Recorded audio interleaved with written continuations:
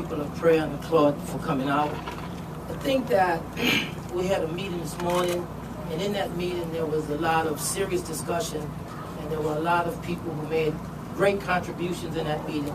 But what we came out of that meeting with was that we had a scenario where we have, out of 100%, we have 99.5 or 99.9, and there is 1% that we have to fix. And I think that the 1% that has to be fixed is not a I problem, it's a we problem.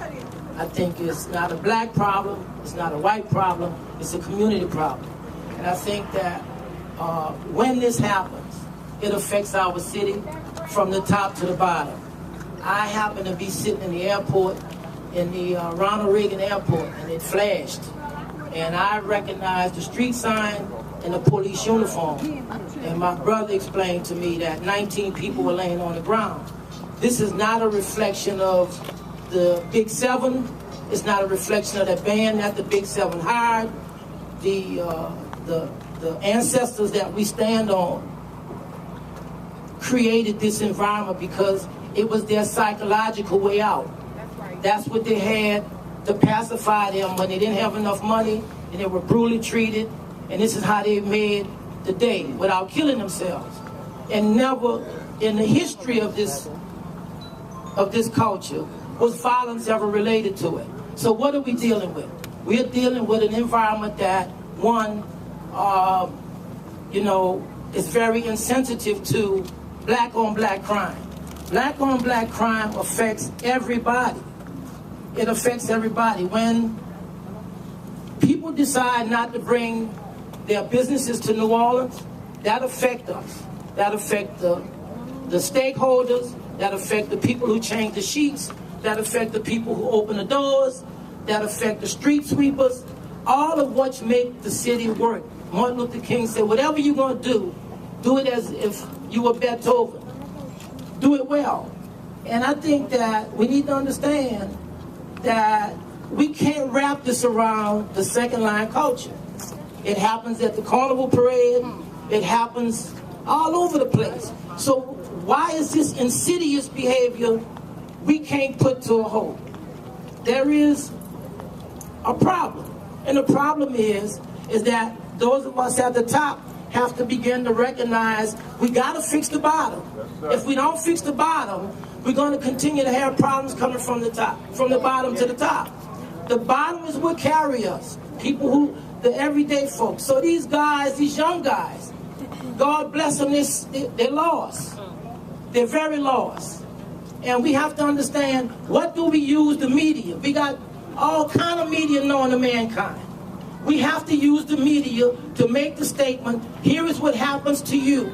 Here is what happens to your family. Here is what happens to your community when you decide to pick up a gun.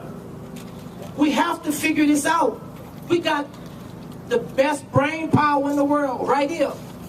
Every issue that has came up in the last 10 years, they either text or they Instagram, they get it out. Every low income or poor home has 3 TVs. Let the TV channels help us to send a message. In the train station, Pennsylvania Avenue, the Penn Station station, there's a constant message that says, see something, say something. Well, why can't we create this? We have it for businesses. If you see a business doing illegal things, say something. People are very scared, they don't want to get involved. But the more we let this decay happen, if you don't fix decay, decay don't fix itself. It spreads. So please, let's put our heads together. Let's put our issues aside. And this is a big issue, people. This is as deep as the Mississippi is deep, and it is murky as the Mississippi is murky. So it's not going to be a one solution fix. This is a gumbo. So let's pick one of the ingredients of the gumbo and use it, and let's put it to work. But right now, when you look at the media, there's nothing that says anything about stop. Stop the killing. Stop the violence.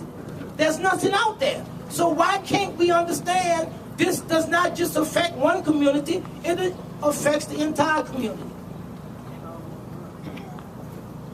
It's all over the world. But we depending on New Orleans is a place where people love. It's a beautiful place. But who wants to send that convention here to be used as a target practice? Everybody want to go someplace, do business, have a quality time, and go back to their respective homes. So we all have to get involved in this. And please, it's not just the second line group. Second line group has got a bad name and a bad tag. The guys come here and settle scores that has nothing to do with this group. It has nothing to do with this group. But, you know, in history, it started in slavery. The slaves revolt, the slave master killed the slaves in front of the other slaves. You roll it forward, the gangsters, Al Capone and them.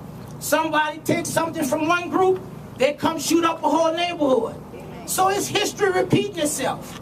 And what is the killings about? Drugs, money, sex, ignorance, and self-hatred. That's what it's about. The white community have the same issue, but you don't see them killing each other because they don't have this serious disdain for themselves. I think someone else should speak.